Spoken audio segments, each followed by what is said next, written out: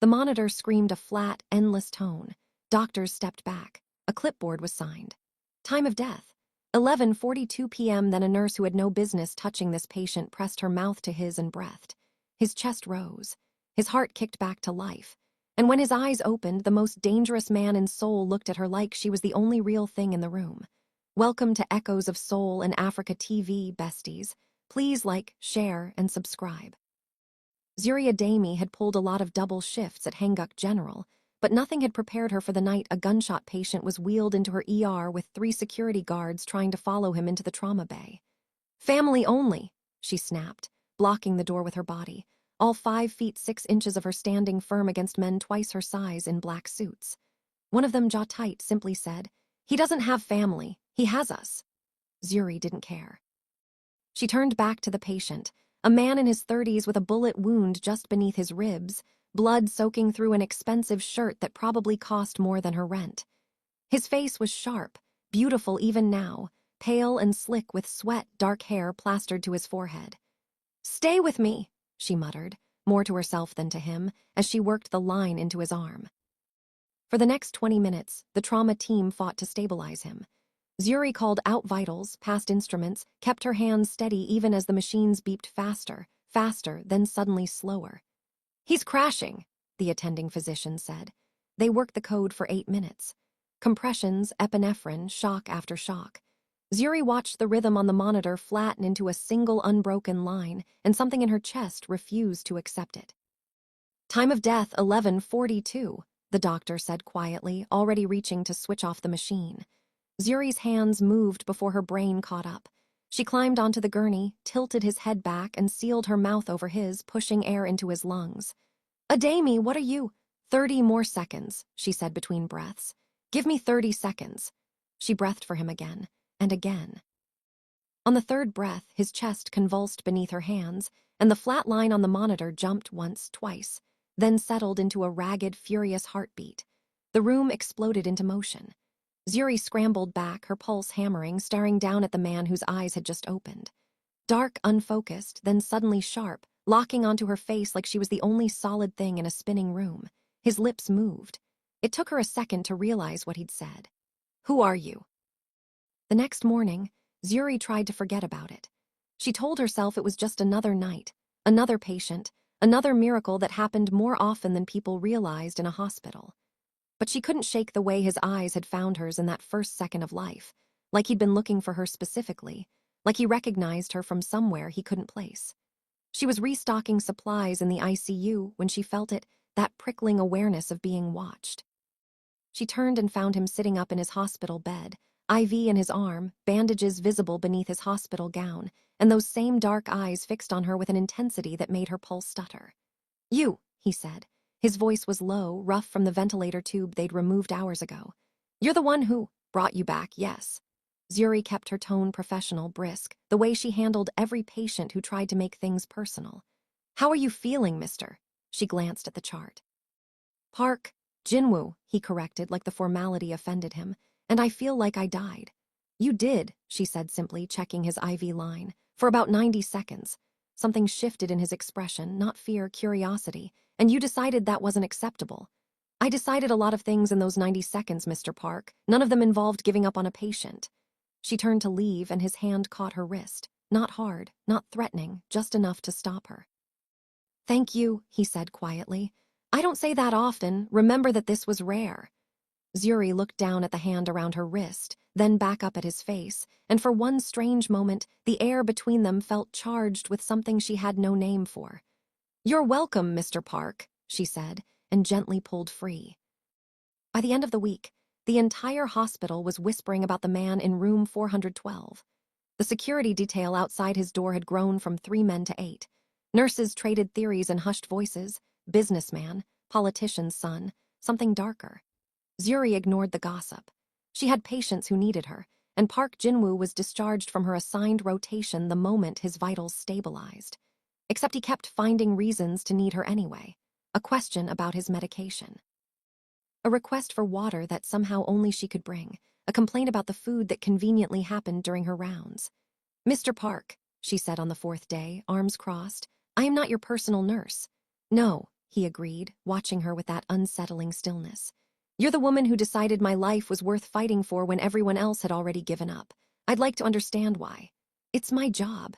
It stopped being your job the moment they called time of death. He studied her face, and something in his gaze softened, just slightly, just enough that she noticed. Nobody fights for me, Miss Adami, not without wanting something in return. Zuri felt a flare of anger she usually kept buried. Then you've been around the wrong people. Some of us just don't like losing. She left before he could respond, but she felt his eyes on her back the entire way down the hall. That evening, as Zuri left the hospital through the staff exit, she found a black car waiting at the curb, engine idling. A man in a suit stepped out and opened the rear door. Miss Adami, Mr. Park would like a word. Tell Mr. Park I'm off the clock, Zuri said, walking past toward the bus stop. The man fell into step beside her, not threatening but persistent. He insisted it wouldn't take long. Zuri stopped, exhaled, and turned. Through the open car door, she could see Park Jinwoo sitting in the back seat, still in a hospital robe with a jacket thrown over his shoulders, looking like he'd checked himself out against medical advice, which, knowing what little she did about him now, he probably had. You shouldn't be out of bed, she said before she could stop herself. You shouldn't have saved my life, he countered, but here we are both doing things we shouldn't. Despite herself, Zuri almost smiled. What do you want, Mr. Park? I wanted to see you somewhere that wasn't a hospital room, to see if you looked at me the same way. His eyes moved over her, slow, deliberate, but not disrespectful, almost like he was memorizing her. You do, by the way, like I'm just a person. You are a person, not to most people I know. He gestured to the seat beside him. Let me drive you home. It's late, and Seoul isn't always safe for a woman walking alone at night. I take the bus every night, Mr. Park. Not tonight. It wasn't a command exactly.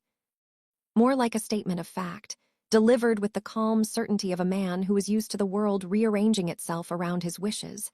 And yet there was something almost vulnerable beneath it, like he genuinely didn't want her walking off into the dark. Zuri hesitated, glancing at the security detail, the expensive car, the bandages still visible at his collar. Every instinct told her this man was trouble.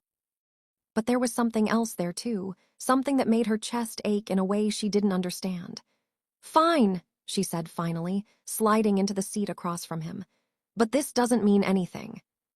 The drive to her apartment in Itaewon took 15 minutes, but it felt longer, charged with a silence that wasn't uncomfortable so much as electric. Jinwoo didn't try to make conversation. He simply watched the city pass outside the window, occasionally glancing at her like he was checking she was still there. Can I ask you something? Zuri said finally, breaking the quiet. Anything. Those men outside your hospital room, the bullet. The way everyone in that building goes quiet when your name comes up. She turned to face him. What are you, Mr. Park? His jaw tightened, and for a moment she thought he wouldn't answer. Then he said simply, I run an organization that most people in this city are afraid of. The kind of organization that gets people shot in alleyways. The kind that got me shot. He met her eyes, unflinching. I won't lie to you, Miss Adami, not after what you did for me. Zuri's stomach dropped, but oddly fear wasn't the dominant feeling. And the people who shot you are dealt with. His voice was flat, final. They won't be a problem for you, I promise you that. I wasn't asking for your promises. I know, his gaze didn't waver. I'm giving you one anyway. The car pulled up outside her building, and for a long moment neither of them moved. Good night, Mr. Park, Zuri said finally, reaching for the door handle. Jinwoo, he corrected softly. Please. She paused, hand on the door. Good night, Jinwoo. As she walked into her building, she could feel his eyes on her through the tinted glass, and despite every warning bell going off in her head, some traitorous part of her hoped she'd see him again. She did. The next morning, there was a coffee waiting at the nurse's station with her name written on the cup in careful handwriting, along with a small paper bag of pastries from a bakery 3 neighborhoods away. The kind of place that didn't deliver, not even for the right price, unless the person asking was someone nobody refused. Secret admirer, her coworker Hana teased, eyeing the cup. Don't, Zuri warned, but she was already smiling despite herself as she took a sip. It was exactly how she took her coffee. She hadn't told him that. Over the next 2 weeks, it became a pattern. Coffee in the morning. A car waiting some evenings, though Jinwoo stopped pushing after the 3rd time she refused. A single text, late at night. Did you eat today? Zuri told herself she should put a stop to it. A relationship, if that's even what this was, with a man like Park Jinwoo was a one-way ticket to danger, complications, a world she had no business stepping into. But every time she tried to draw a line, he respected it instantly, immediately, without argument, and somehow that made it harder to keep the line drawn. "You don't push," she said to him one evening, when he'd shown up at the hospital under the guise of a follow-up appointment he clearly didn't need. "Most men in your position, I assume, get whatever they want." "I got everything I wanted by taking it," Jinwoo said quietly, sitting on the exam table while she checked the healing wound at his side, her fingers brushing carefully over the scar tissue. "For most of my life, that's the only way I knew how to operate. Take control, eliminate whatever's in the way." He watched her hands work, his voice dropping lower. "But you didn't save my life because you had to. You did it because you couldn't stand the idea of losing, even when it cost you nothing to walk away." His eyes lifted to hers. "I don't want to take anything from you, Zuri. For the first time in my life, I want someone to choose to stay." The use of her first name, the rawness in his voice, the way his eyes held hers, it did something to her chest that she wasn't ready to examine. "That's a lot of pressure to put on a nurse who pulled an all-nighter," she said, trying to lighten the moment, but her voice came out softer than she intended. Jinwoo's mouth curved, just slightly. "Then don't think of it as pressure. Think of it as an open door. You can walk through it or you can close it. I won't follow you through a door you've shut." Zuri finished tapping the bandage and stepped back, putting distance between them that she suddenly, desperately needed. "I need to think," she admitted. "About what?" "About whether the door's worth what's on the other side of it." Jinwoo nodded slowly, like he'd expected that answer, like he respected it even as it clearly cost him something to hear. "Take your time," he said. "I've already waited my whole life without knowing what I was waiting for. A little longer won't kill me." He slid off the table, careful of his healing wound, and paused at the door. "For what it's worth," he added, not quite looking at her, "nobody has ever made me want to be a better man before. You don't have to choose anything, Zuri. But you should know you already changed something in me, whether you walk through that door or not." That night, alone in her apartment, Zuri sat by the window with a cup of tea going cold in her hands, staring out at the glittering sprawl of Seoul and thinking about a man whose heart had stopped beating in her hands, and how, somehow, hers hadn't stopped racing since. By the end of the week, Zuri still hadn't given Jinwoo an answer, and to her surprise, he never asked for one. The coffee still appeared most mornings. The text still came, simple and undemanding, "Did you eat today?" And sometimes nothing at all for a day or two, like he was deliberately giving her room to breathe. It should have made things easier. Instead, Zuri found herself checking her phone more than she'd like to admit, and feeling a strange, hollow disappointment on the days the message didn't come. "You're doing the thing again," Hana said one afternoon in the break room, watching Zuri stare at her phone screen with an expression she couldn't quite hide. "What thing?" "The thing where you smile at your phone and then get mad at yourself for smiling." Hana stole one of Zuri's crackers. "Who is he?" "Nobody. Zuri. A patient, former patient, it's complicated." Hana's eyebrows shot up. "The one with the security detail, the one everyone's been whispering about." Zuri groaned and put her head down on the table. "I knew this was a mistake." "Is it, though?" Hana's voice softened. "I've worked with you for 3 years, Zuri. I've never seen you light up over a text message before. Whatever this is, it's doing something to you." Zuri didn't have an answer for that, because Hana was right, and that terrified her more than anything Park Jinwoo's world could throw at her. A few days later, Zuri was leaving the hospital after a brutal 12-hour shift when she spotted the familiar black car waiting at the curb. This time, Jinwoo himself stood beside it, dressed not in a suit but in dark jeans and a simple black coat, looking less like the head of a criminal empire and more like a man who'd been standing there for a while, waiting, unsure if she'd even stop. "You look exhausted," he said by way of greeting. "Wow, thank you," Zuri said dryly, though there was no real bite in it. 12-hour shift, I'm allowed to look like a ghost. "I brought food." He gestured toward the car, almost sheepish, an expression that looked strange on a face built for cold authority. "Real food, not hospital cafeteria food. I thought if you hadn't eaten." "I haven't," Zuri admitted, and something in her chest loosened at the sight of him standing there, slightly awkward, holding a bag of takeout like an offering. "Okay. Fine. But just food. I'm too tired to be charmed tonight." "Understood," Jinwoo said, opening the car door for her with a small, genuine smile. "No charm, just dinner." They ended up at a quiet overlook on the outskirts of the city, the car parked where they could see the lights of Seoul spreading out below them like a fallen galaxy. Jinwoo had brought soup, rice, banchan, all still warm, and they ate mostly in comfortable silence, Zuri too tired to perform politeness, and Jinwoo seemingly content just to watch her relax for the first time since he'd met her. "Can I ask you something?" she said eventually, wrapping her hands around a cup of tea he'd also thought to bring. "Always. Do you ever get tired of it? The fear, the way people look at you, the men with guns standing outside your hospital room." Jinwoo was quiet for a long moment, his eyes on the city lights rather than her. "I was born into it," he said finally. "My father built the organization. I was raised to inherit it the way other sons inherit furniture stores or banks. I didn't choose this life, Zuri. But I've made my peace with it because the alternative, walking away, would mean people I'm responsible for get hurt or worse." He glanced at her. "But to answer your question, yes, every day. I'm tired of being feared. I'm tired of people only seeing what I can do for them or what I can do to them." His voice dropped. "Until you looked at me like none of that mattered, like I was just a man who needed help." "You were just a man who needed help," Zuri said softly. "Everyone is underneath all the noise." Jinwoo turned to look at her fully then, and the intensity in his gaze made her breath catch. "I think," he said slowly, "that you might be the only person in my life who's ever told me the truth without expecting something for it. I don't want anything from you, Jinwoo. I know." His hand moved, slow and careful, to brush a strand of hair from her face, his fingers warm against her cheek. "That's exactly why I can't stop thinking about you." The moment stretched, charged and fragile, and for a heartbeat Zuri thought he might lean in, might close the distance between them entirely. But instead he pulled back, his jaw tightening like he was forcing himself to hold a line he'd drawn for her sake. "I should get you home," he said, voice rougher than before. "You have an early shift."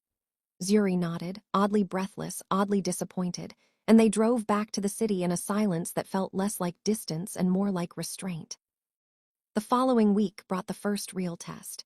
Zuri was at a hospital fundraising gala, an event she'd been roped into attending by the head nurse, mostly to stand near a donation table and smile at wealthy patrons.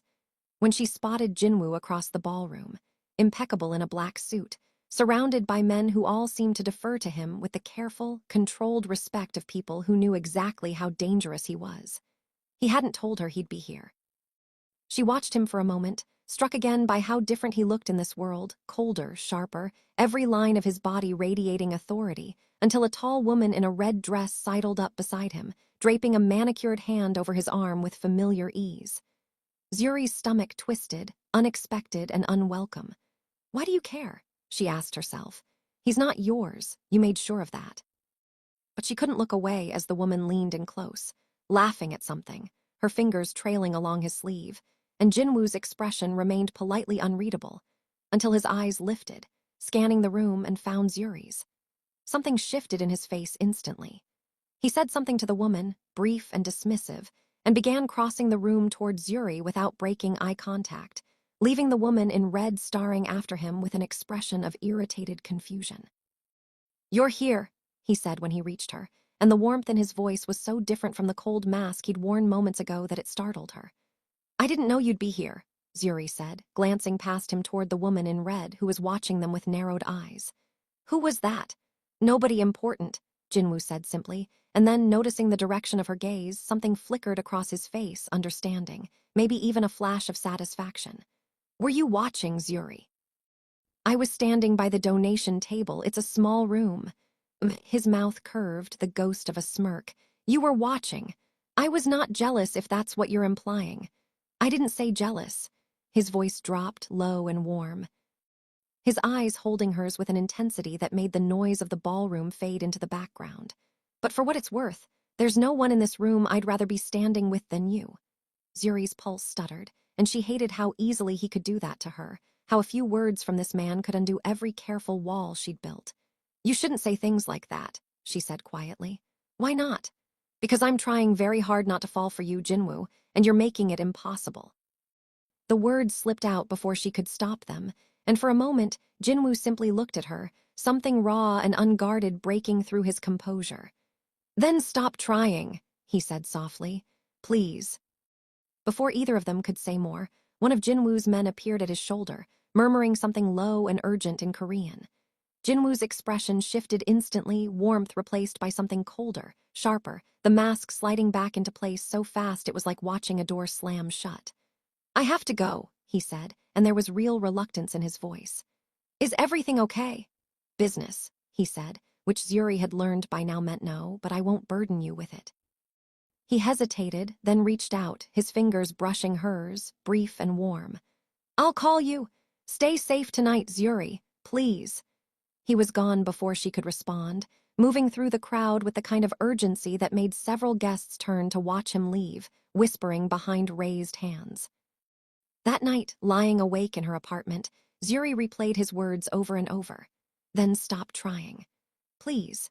She thought about the woman in red, about the easy way the world bent around Jinwoo, about the cold mask that had slid over his face the instant business called, and about the warmth underneath it that seemed, more and more, to be reserved only for her. She thought about the door he'd told her about, the one she could walk through or leave closed. And for the first time, she admitted to herself that she didn't want to leave it closed anymore. She just didn't know if she was brave enough to walk through it, knowing what waited on the other side.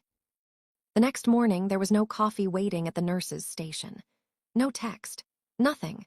By midday, Zuri told herself it didn't mean anything, he'd said it was business, and business for a man like Jinwoo probably meant something serious.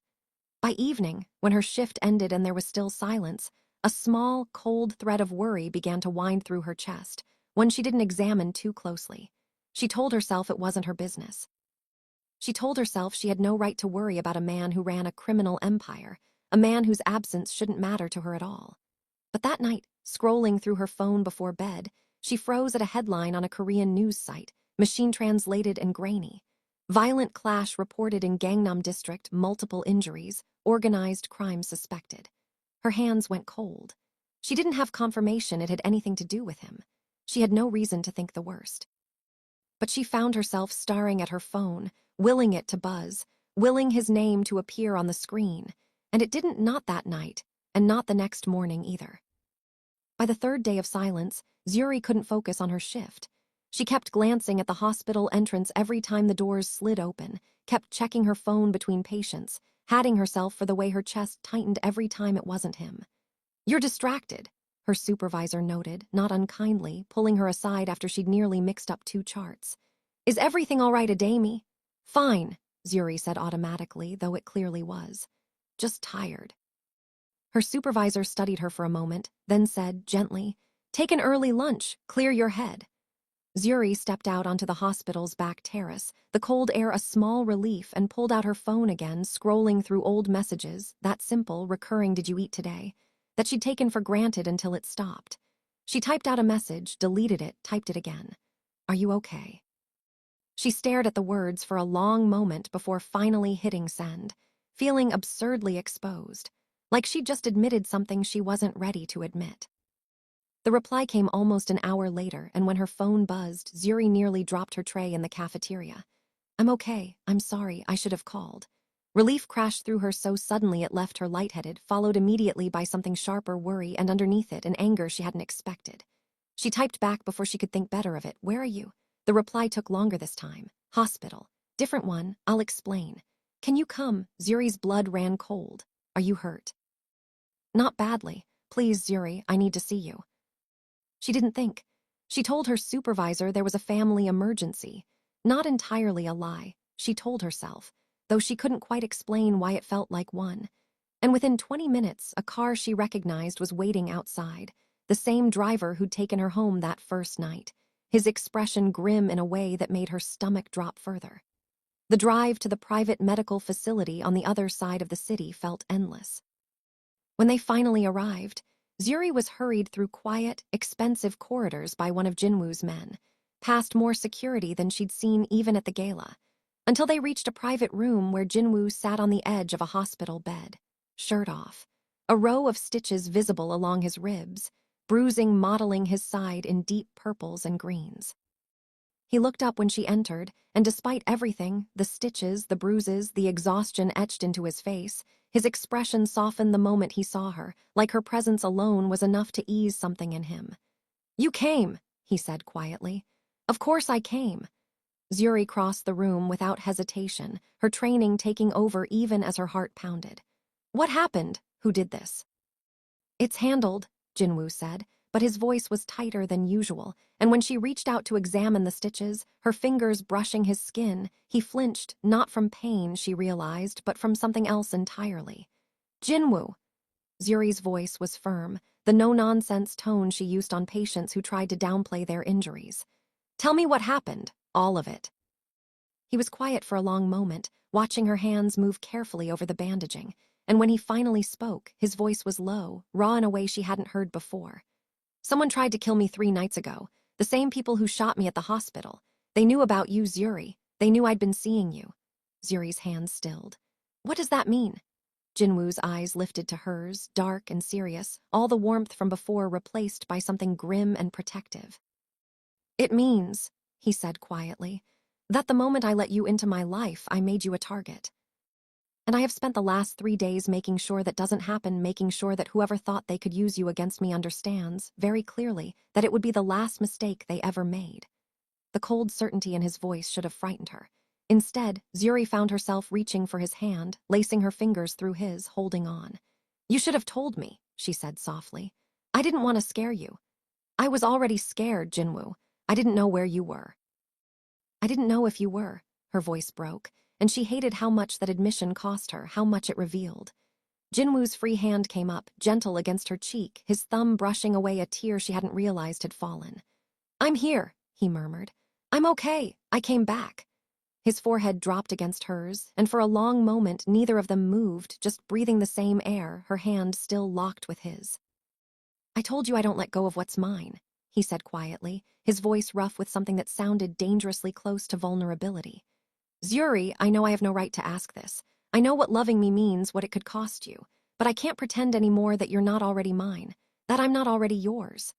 Zuri pulled back just enough to look at him, at the bruises, the stitches, the rawness in his eyes that had nothing to do with his injuries. Jinwoo, she whispered. If I walk through that door, then I will spend the rest of my life making sure you never regret it, he said before she could even finish. I swear it. And Zuri, looking at this dangerous, broken, achingly sincere man, felt the last of her resistance crumble. Okay, she breathed. Okay, I'm walking through. His eyes closed briefly, like a man finally allowed to exhale after holding his breath for years. And when he kissed her, slow, careful, achingly tender, mindful of his injuries but pouring everything he couldn't say into the way his lips moved against hers, Zuri felt the world narrow down to just this. His hand cradling her face, the warmth of him against her, and the quiet, terrifying certainty that there was no walking back from this moment, not for either of them. The weeks that followed felt like stepping into a different life entirely. Zuri kept her apartment in Itaewon, kept her shifts at the hospital, kept the rhythm of her ordinary days. But underneath all of it now ran a current of something new, something that hummed every time her phone buzzed with his name, something that made her smile at nothing in particular while restocking supply carts. Jinwoo's recovery was slow but steady, and despite the danger that still simmered somewhere beneath the surface of his world, he made sure that surface never touched her. There were no more black cars idling ominously at the curb. Instead, there were quiet dinners in places where no one recognized either of them, long phone calls that stretched past midnight, and a tenderness in him that Zuri suspected very few people ever got to see. You're different with her, Hana observed one afternoon, watching Zuri laugh at something on her phone screen. Lighter, happier. I am happier, Zuri admitted, and for the first time she didn't qualify it, didn't downplay it, didn't pretend it was nothing. Hana grinned. I want to meet this mystery man. Soon, Zuri promised, though even as she said it, a small knot of unease tightened in her chest. Because the world Jinwoo came from wasn't one she could simply introduce to her friends over coffee, and some part of her knew that the longer this lasted, the harder that truth would become to avoid. A few days later, Jinwoo invited her to a private dinner at his penthouse. The first time he'd asked her there, the first time he'd opened that part of his life to her fully. The space was exactly what she'd expected, and nothing like it at all. Floor-to-ceiling windows overlooking the glittering sprawl of Seoul, minimalist furniture in dark woods and muted grays, every surface gleaming with quiet, understated wealth. But also, tucked into corners she hadn't expected, small personal touches. A worn paperback on the side table, a framed photograph of a woman who looked like she might be his mother, faded with age, a single, slightly crooked painting that looked like it had been made by a child. "Who painted that?" Zuri asked, nodding toward it. Jinwoo's expression softened in a way she'd rarely seen. "My sister, she was 8, she's 26 now, and insists I take it down because it's embarrassing, but I never have." "You have a sister." "Sujin, she doesn't know about you yet." He paused, something cautious crossing his face. "She's the only family I have left that matters. I'd like you to meet her, if that's something you'd want." The way he said it, careful and almost shy, told Zuri exactly how much weight that invitation carried. "I'd like that," she said softly, and watched relief loosen something in his shoulders. Dinner was quiet, easy, intimate in a way that had nothing to do with the penthouse's luxury, and everything to do with the way Jinwoo kept finding small reasons to touch her, refilling her glass, brushing a strand of hair back, resting his hand over hers on the table as they talked about nothing and everything. It was, Zuri thought, the most normal she'd ever seen him, until his phone rang. He glanced at the screen, and Zuri watched the shift happen in real time, the warmth draining from his face, replaced by something controlled and cold. He answered in Korean, his voice clipped, and though Zuri couldn't understand the words, she understood the tone perfectly. When he hung up, he was quiet for a long moment. "What is it?" she asked. "My cousin," Jinwoo said finally. "T. Hyung. He's been unhappy for a while now about how things have been run since I took over. He's been making moves, quiet ones, the kind that are hard to prove but impossible to ignore." He met her eyes, and there was an apology in them already. "He knows about you, Zuri. He's been asking questions about the hospital, about where you live." Zuri's stomach dropped. "Is he dangerous?" "He's ambitious," Jinwoo said carefully, "which in my world is its own kind of dangerous. I don't think he'd hurt you directly, not yet, but he might use you to get to me." "To prove I'm distracted, compromised." His jaw tightened. "I won't let that happen. Jinwoo, I mean it, Zuri." His hand tightened around hers, and the intensity in his gaze left no room for argument. "I have already lost people I love to this world. I will not lose you to it too."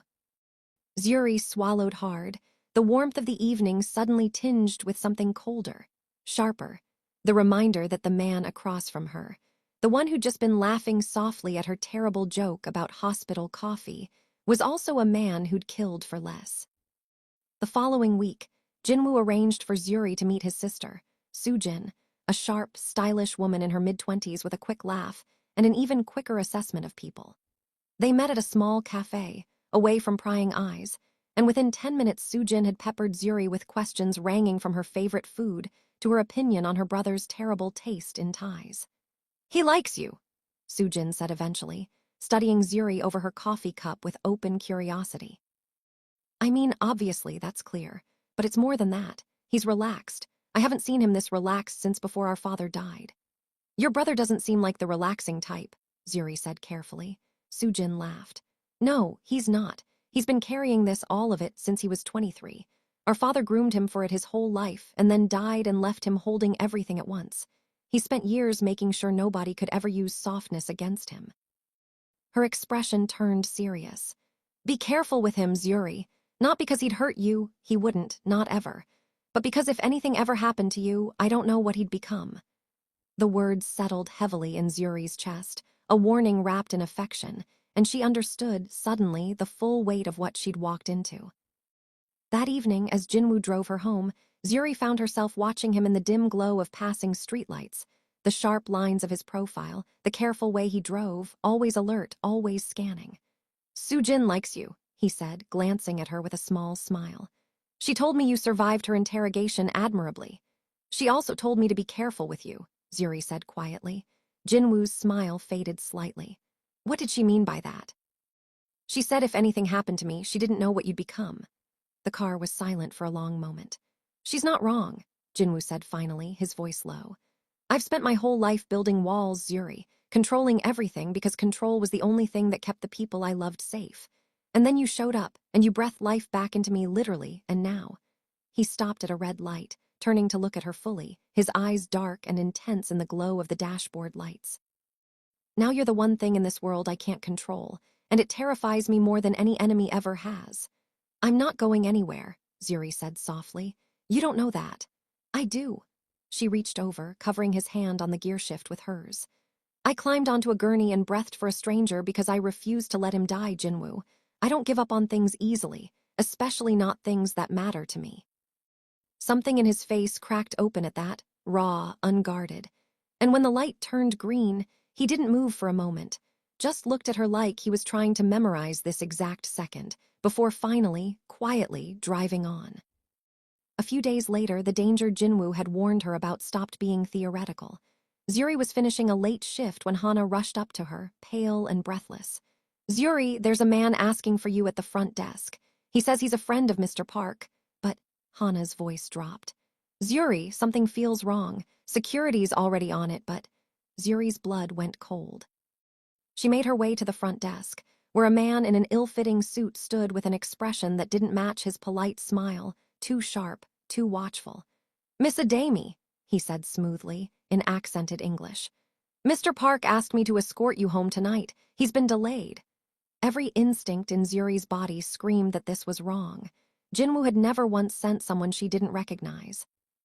I'll call him myself, thank you, she said, already reaching for her phone, backing toward the security desk where 2 guards stood watching the exchange. The man's smile thinned. That won't be necessary. He took a step toward her, and Zuri didn't wait to find out what came next. She turned and ran toward the security office, shouting for help, her heart hammering so hard she could feel it in her throat. The hospital's security guards moved fast, blocking the man's path, and within moments he'd backed away, hands raised, that same too polite smile fixed in place even as he retreated toward the exit, but not before his eyes found Zuri's one last time, and he said something low, almost gentle, that chilled her to the bone. Tell Jinwoo his cousin says hello. Zuri called Jinwoo the moment she was alone, her hands shaking so badly she could barely hold the phone. He answered before the first ring finished. Zuri, what's wrong? There was a man, she said, her voice cracking despite every effort to stay calm. At the hospital.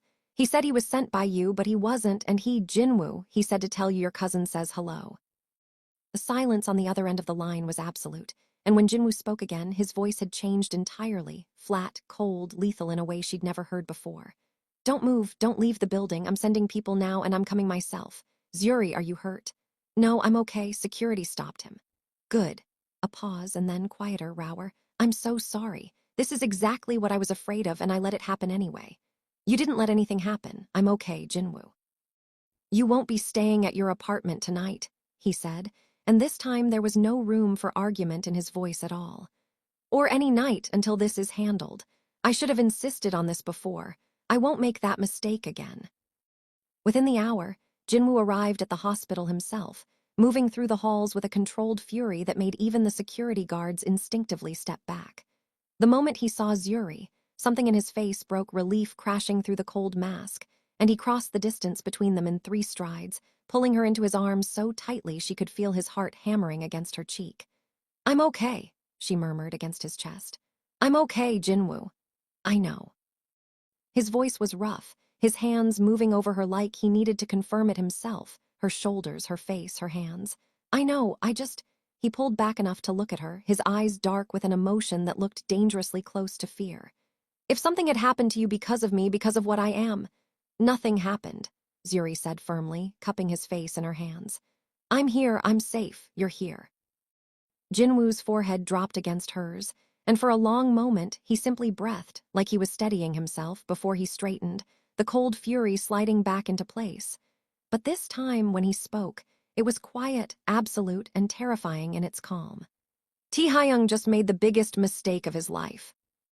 That night, Jinwoo took Zuri to the penthouse, not as a guest this time, but as someone whose safety now depended on the kind of protection only his world could provide. The contrast was stark. The warmth of the space she'd visited days ago now ringed with visible security, men stationed at every entrance, the air itself charged with a tension that hadn't been there before. You don't have to do this alone, Zuri said quietly, watching him pace the length of the living room, phone in hand, jaw tight with barely restrained fury. I'm not doing it alone, Jinwoo said, finally setting the phone down and turning to face her. I have my people, my sister, but you He crossed to her, his hands settling on her shoulders, his eyes searching hers. You are the only person in my life I have never had to protect from myself, and tonight I almost lost that. I almost lost you. His thumb traced along her jaw, gentle despite the tension radiating from every line of his body. Zuri, I need you to understand something. What happened tonight, that was T. Hyung testing me, seeing how far he could push before I retaliated. And I am going to retaliate completely, without mercy, because that is the only language men like him understand. His voice dropped, rough with emotion. But I need you to know that none of that, none of the violence, none of what I am about to do is who I want to be with you. With you, I want to be soft. I want to be someone who brings you coffee and asks if you've eaten and falls asleep next to you without a single thought about enemies or empires. Can you live with both versions of me, Zuri? Because I don't think I can separate them. Not entirely. Not ever. Zuri looked up at this man, dangerous, devastating, terrified beneath all his careful control, and felt the last of her hesitation dissolve completely. I already have, Jinwoo, she said softly. I fell for both versions of you the moment your eyes opened and you asked who I was. I'm not asking you to be someone else. I'm asking you to let me be there for all of it. Something in Jinwoo's expression shattered, raw and unguarded, and when he kissed her this time, it wasn't careful or restrained. It was desperate, consuming, full of every fear and every promise he couldn't put into words. Zuri kissed him back just as fiercely, her hands fisting in his shirt, and when he finally lifted her against him, carrying her toward the bedroom without breaking the kiss, neither of them spoke, because nothing needed to be said anymore.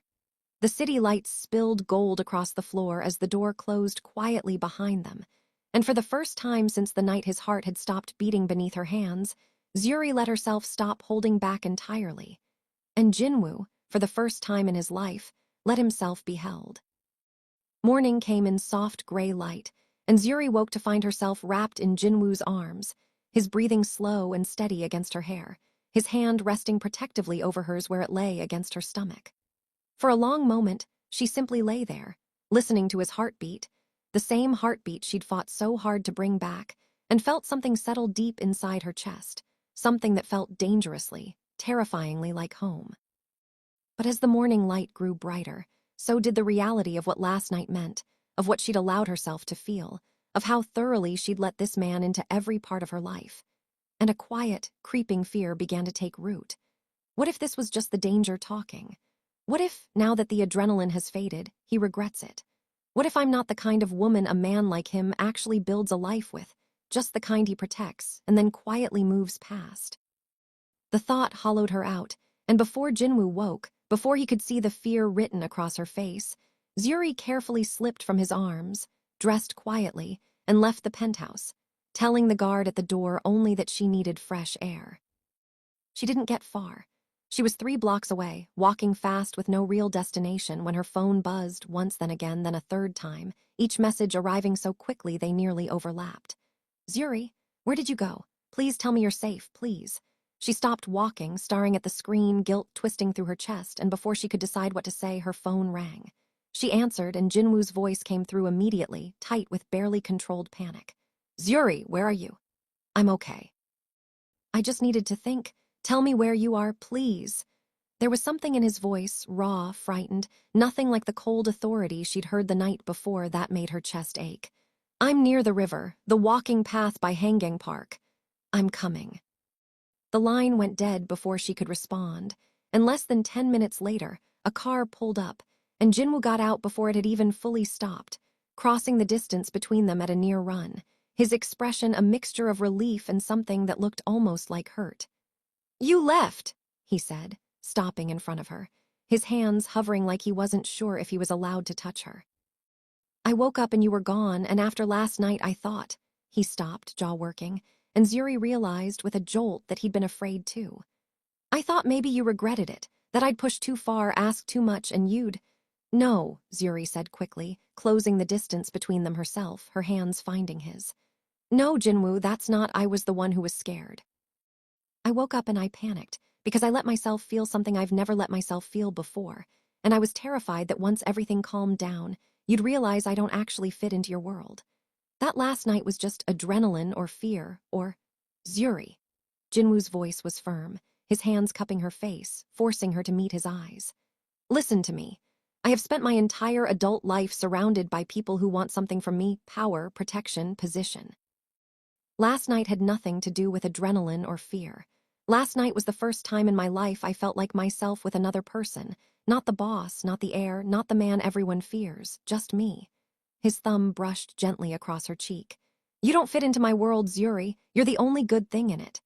Tears welled in Zuri's eyes, and she didn't try to stop them. I was so scared you'd leave, she whispered. I'm not going anywhere, Jinwoo said, echoing her own words back to her with quiet certainty. Not now, not ever. He pulled her into his arms, and this time when he held her, there was no urgency, no desperation, just two people, finally, fully choosing each other. But the danger wasn't over. 3 days later, while Jinwoo was meeting with his security team to finalize the response to Taehyung's provocation, Zuri received a call from an unknown number while leaving the hospital. Miss Adami, a man's voice said, calm and almost pleasant. I have a message for Jinwoo. Tell him his cousin would like to meet. Tonight. And tell him if he doesn't come alone, the woman he's been so careful to protect won't be quite so safe anymore. The line went dead, and Zuri's hands shook as she immediately called Jinwoo, relaying the message word for word. The fury in his voice when he responded was absolute. He's done.